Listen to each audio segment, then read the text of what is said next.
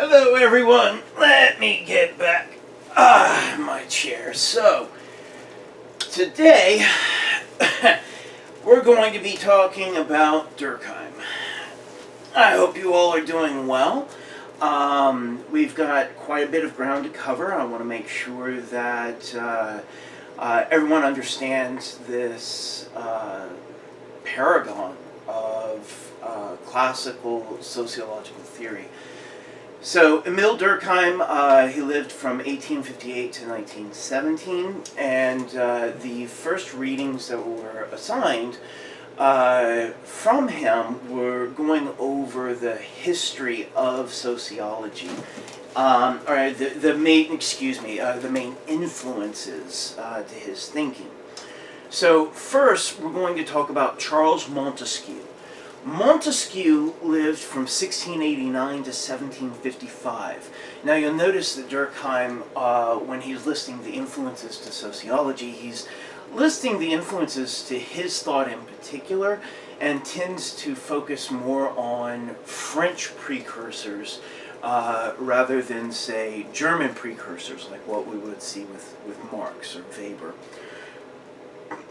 So Charles Montesquieu, the main concept Durkheim attributes to him as influencing sociology is the idea that social realms are all interconnected, and that the entire social world is interrelated. And so one way we can look at this, for instance, is just in terms of statistical correlation. Anytime you're doing sociological research where you're looking for correlations, typically you're going to be using Pearson's R as your measure. And so that goes from -1 to +1, right? So you either have a perfect correlation between two or more variables with a +1, or you have a perfect negative correlation with the variables. And so a positive correlation would be if if variable x is present, variable y is always present. -1 would be if variable x is present, variable y is never present. Then you have 0, obviously, in the middle, which would be no correlation whatsoever.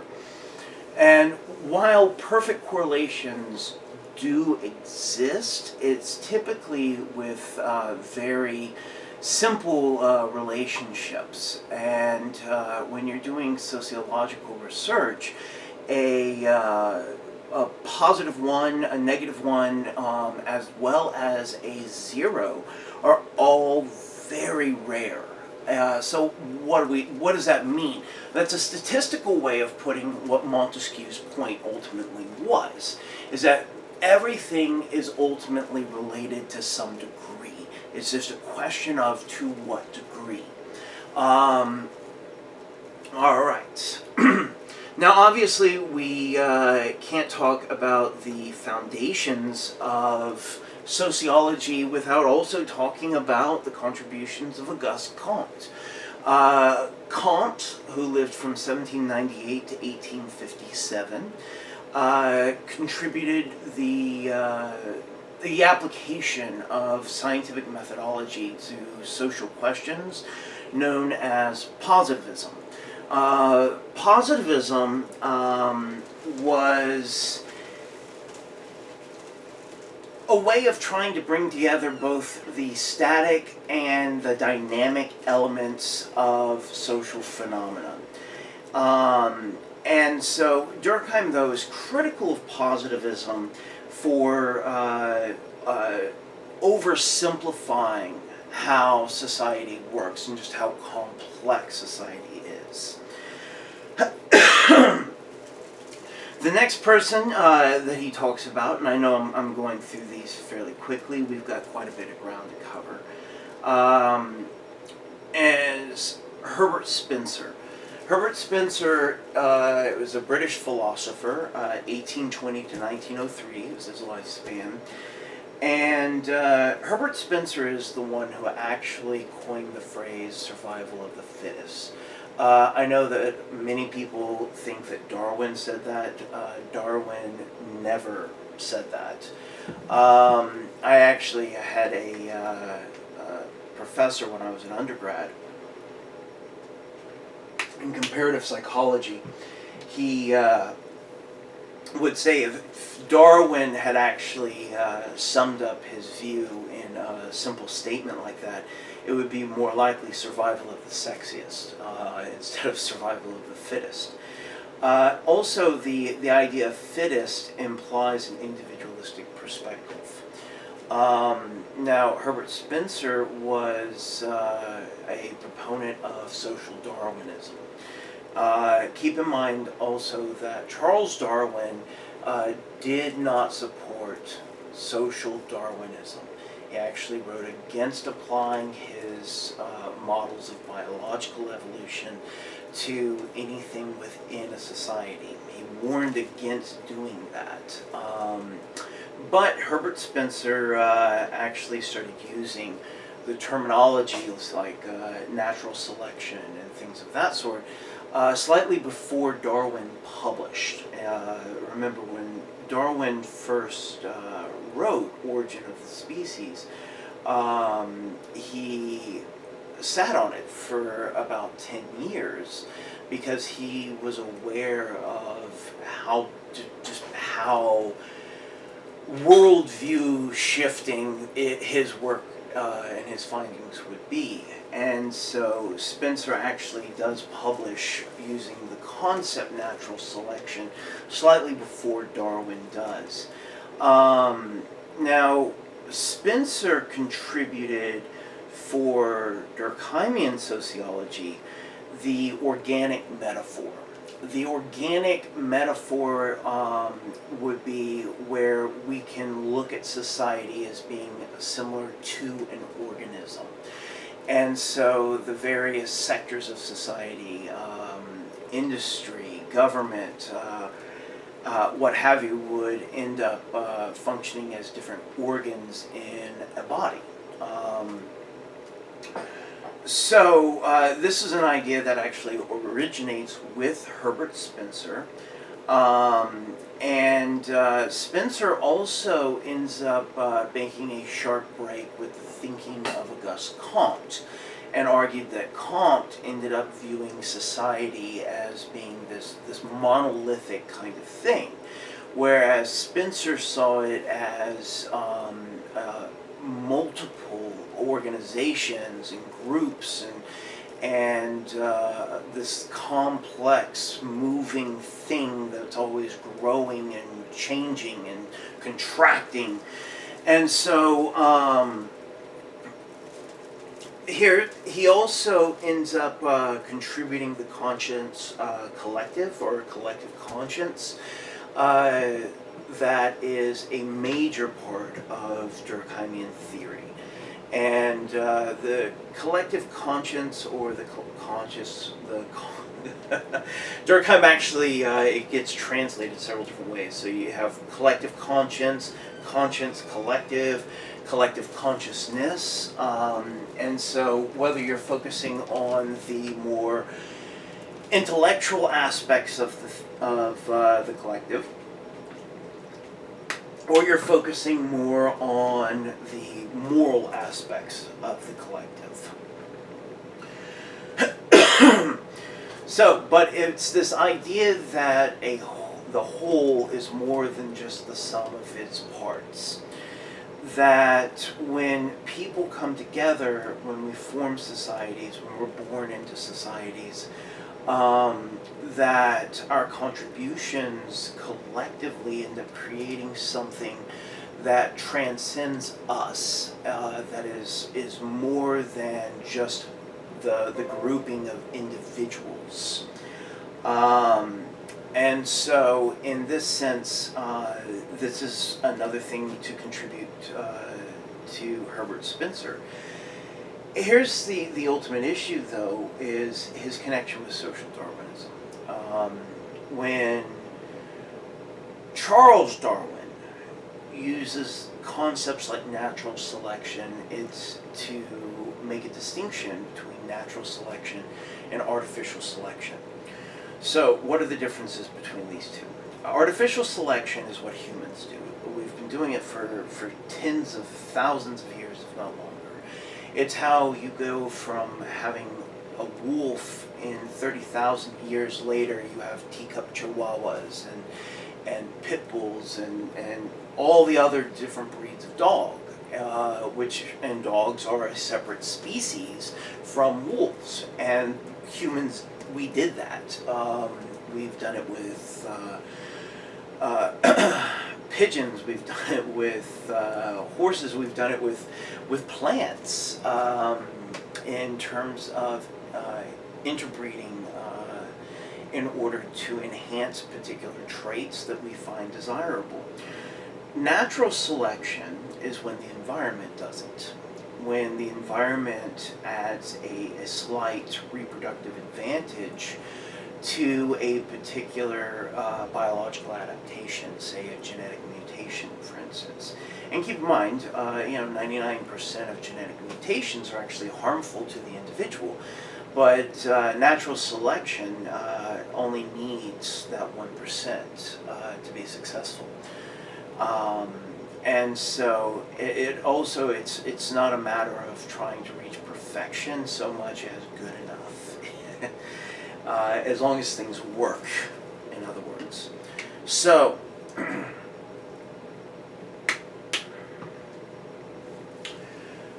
here's the thing. Spencer ended up referring to natural selection within a society. He saw society as being like nature and like the environment, and that that those who are wealthy, who are well-to-do, that those are the people that society has naturally selected to rise to the top. Now, he argued that those who were at the bottom in terms of social class, in terms of social status, were there because basically they were simply not fit enough. And so he recommended sterilizations of those that were deemed inferior. Now, he completely ignored histories of inequality. He ignored the way that social networks end up increasing opportunities for some, decreasing opportunities for others. Basically, Spencer ended up just thinking that the superior will rise to the top, and everyone, if you're at the bottom of society, that just automatically means you must be inferior. Now, we talked about with Max Weber, with the spirit of capitalism, as a cultural ethos, how that ended up also coming with this moral judgment of those who are poor as being morally inferior and those who are wealthy as being morally superior. And so this spirit of capitalism, this cultural ethos, of course, was very much in action in America during Herbert Spencer's time. And Spencer was referred to as our philosopher, meaning our American philosopher. We claimed him back in the day, even though he was actually British. So, you end up seeing from social Darwinism and Herbert Spencer, and also, ironically, Charles Darwin's cousin, Sir Francis Galton, who was also a major proponent of social Darwinism. You can see how that kind of thinking synced up with the spirit of capitalism and provided moral justifications for horrific things that were to come under what was called the eugenics movement. Herbert Spencer was the direct he was kind of like the intellectual backbone to what would become the eugenics movement. Now, eugenics, if you break it down from the Greek, the EU as a prefix means true or pure. Then genic is a reference to blood. So if we were going to translate that into English, it would translate as pure or true blood. For those of you who are fans of Harry Potter, J.K. Rowling was referencing the eugenics movement, but putting it within the context of a wizarding world with the figure of Hermione Granger and the whole pure blood, mud blood distinction. The only difference is J.K. Rowling was putting it in a fantastical setting and giving it to you in English rather than Greek. But the eugenics movement was something that was very, very much real. And the largest group impacted in the United States were poor African American women. And so the application of social Darwinism is shot through with class-based biases against the working class and those who are living in poverty, as well as race-based biases. So we also see that the eugenics movement, social Darwinism, these were all very influential to Adolf Hitler as well. And we can draw a direct intellectual genealogy from Herbert Spencer and social Darwinism and to the eugenics movement to Nazism. The kinds of ideas in terms of seeing people at the lower ends in terms of social class or social status as being also somehow inherently inferior is something that you hear from white supremacists today even. So people who are neo-Nazis or members of the KKK will oftentimes express ideologies along these lines. And I mean, this is the intellectual history. And while it's undeniable that Herbert Spencer had an influence on sociology and had an influence on Durkheim, I think it's also important that anytime he's brought up, this history is discussed. That Herbert Spencer is a kind of intellectual monster of history because of what his ideas spawned. Or I should say helped spawned. He wasn't the only one, he was just one of the main ones. Alright, so now Charles Darwin was also an influence on Durkheim in terms of the notion of biological evolution. Darwin, who lived from 1809 to 1882, well, if you're going to be using an organic metaphor and talking about society, and you talk about how biological organisms and species differentiate and change over time in response to environmental pressures, favoring some adaptations over others, well, you can also then see how that could be extended to societies as a whole. And that societies themselves evolve and change and become different things over time. And so this notion of biological evolution is also tied then to this notion of social evolution. And we'll get into that when we talk about Durkheim's notion of mechanical society, transitional society, organic society, and we'll see this notion of social evolution, at least as Durkheim imagined it, in these really large kind of epochs that he organized things in. All right, then we have Jean-Jacques Rousseau. No self-respecting French scholar would be listing influences on social thought in Durkheim's day and not list Rousseau. So, Jean-Jacques Rousseau was one of the social contract philosophers, much like in England, what we have with John Locke or Thomas Hobbes. So, Rousseau was influential in terms of raising the question of where the source of social solidarity comes from. What is the source of social solidarity? Now, the social contract philosophers ended up seeing this as being an external kind of force. And so it's the idea, you may remember us talking earlier about this, that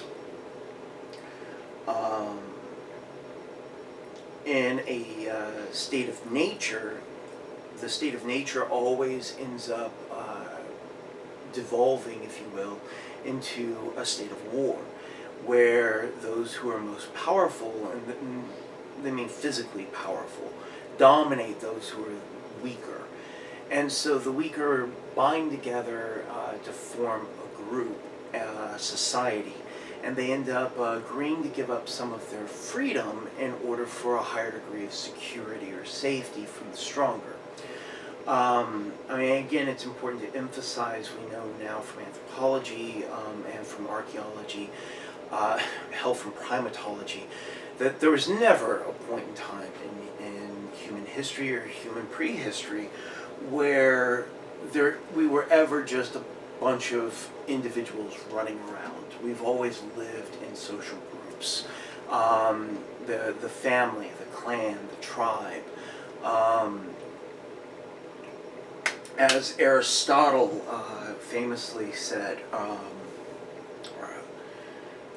a man without a city is either a god or a beast, but not a man. So, Durkheim then takes on this question of social solidarity and what exactly are the sources of it. And he imagines external solidarity and asks a very basic logical question that really just dismantles Rousseau's argument and all the other social contract philosophers' arguments as well. How could you possibly have an external body with the authority to impose a contract on a group of people who have had no prior association?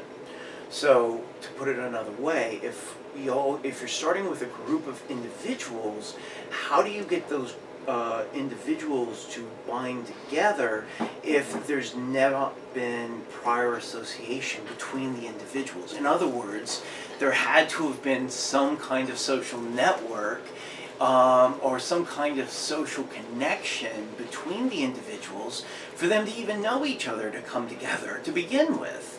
And so the very logic of the social contract philosophers, the very foundation of their arguments is flawed to begin with, in assuming that social solidarity could ever come from outside. So, what about this notion of egoistic? So, self-interest. So we come together because it's in our best interest to come together. We form society because it's in our best interest to form society. We maintain society because it's in our best interest to maintain society. And this is intended in an individualistic sort of way. And so we're allowed to explore individual desires, wants, and agendas because we live in a society that opens up opportunities for us and allows us to use people as means to an end and what have you. Well, Durkheim has a simple question to dismiss this notion of egoistic solidarity. And keep in mind this notion of egoistic solidarity is important as well, because you have the classical economist that we met when we were talking about Marx. You have people like Adam Smith, David Ricardo. They were pushing this notion of social solidarity through egotistical self-interest. This idea that everyone pursuing their own self-interest would end up creating the best of all possible worlds. So, here's Durkheim's question. If the whole point of social solidarity is to allow us to pursue our own self-interest, then what is the point of family? What is the point of friends? What is the point of free association, where we have a closer bond with those that we care about than people that are just mere acquaintances? In other words, it's not about us. It's about our connections to others. Now, this form of social solidarity, Durkheim called internal. He means it in an emotional sense. He's saying that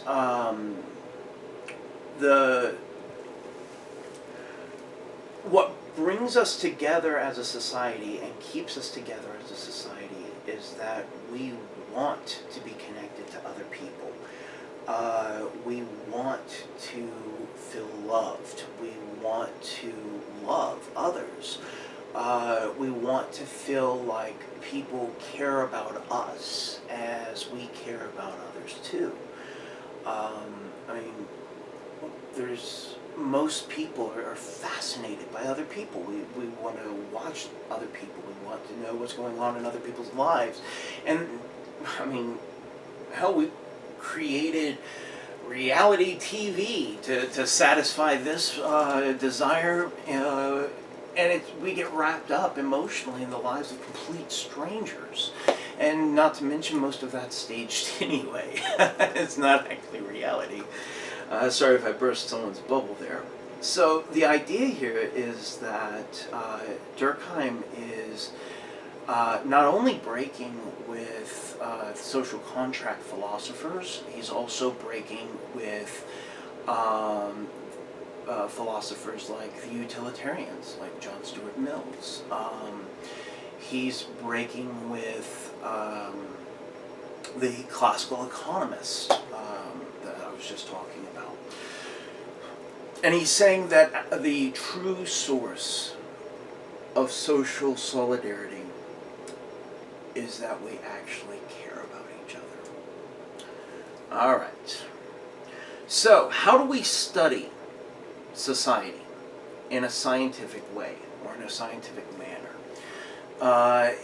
Durkheim was living at a point in time where natural scientists, were physicists, biologists, were critiquing this newly formed social science. And they weren't just critiquing sociology, they were critiquing psychology as well, anthropology, to a lesser degree, but still anthropology as well. And the question here was, how could humans actually ever study humans objectively? So here, this brings us to the notion of objectivity. And sociologists have been struggling with this question of objectivity for well over a century now. So when natural scientists in the 1800s and into the 20th century, when they were talking about objectivity, they were talking about the scientist as the metaphor, the modest witness, the scientist as the one who steps outside of themselves and outside of what's happening to simply witness or observe what's occurring, and then to record systematically, and that their record of what is occurring must be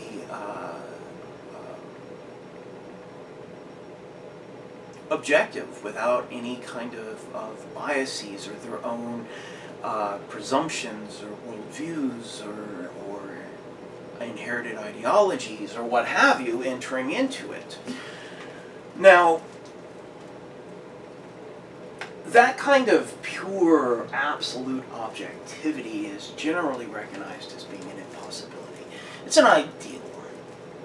And as with any ideals, it requires a sense of perfection. And perfection is simply not achievable. And it's not as simple as it's just not achievable.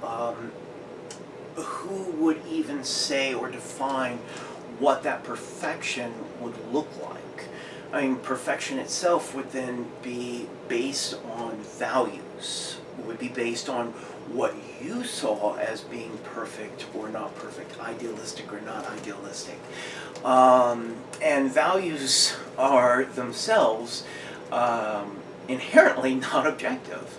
So, the argument that science must deal with concrete realities or concrete material realities and cannot explore other things such as emotional bonds, that's entering into this level of metaphysics that science just can't enter. This was the kind of criticism and the kind of thinking that Durkheim was dealing with in his day. And so he argued that you can have, just like you can have biological facts or chemical facts or facts about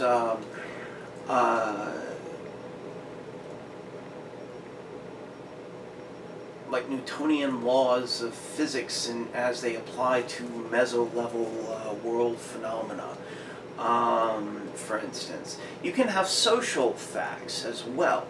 And these social facts have just as much of a measurable reality as any other scientific fact you want to look at.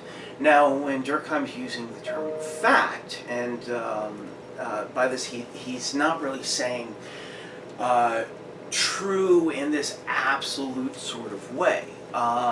He's saying that you can measure things that are believed, things that are experienced by people in their reactions to them. So, an example I like to use would be when Orson Welles ended up reading H.G. Wells' War of the Worlds on the radio in the 1930s, and as a news broadcast. And so it would end up, he said at the very beginning it was for Halloween, and he said at the very beginning of the broadcast that it was for entertainment purposes only. But he didn't repeat that at any point in the rest of the broadcast. And so people were turning on at various times and hearing this, effectively, "This just in from the lawn of the White House, the flying saucers have landed and the aliens have descended and used their ray guns to kill both the president and the vice president." So, I mean, people were all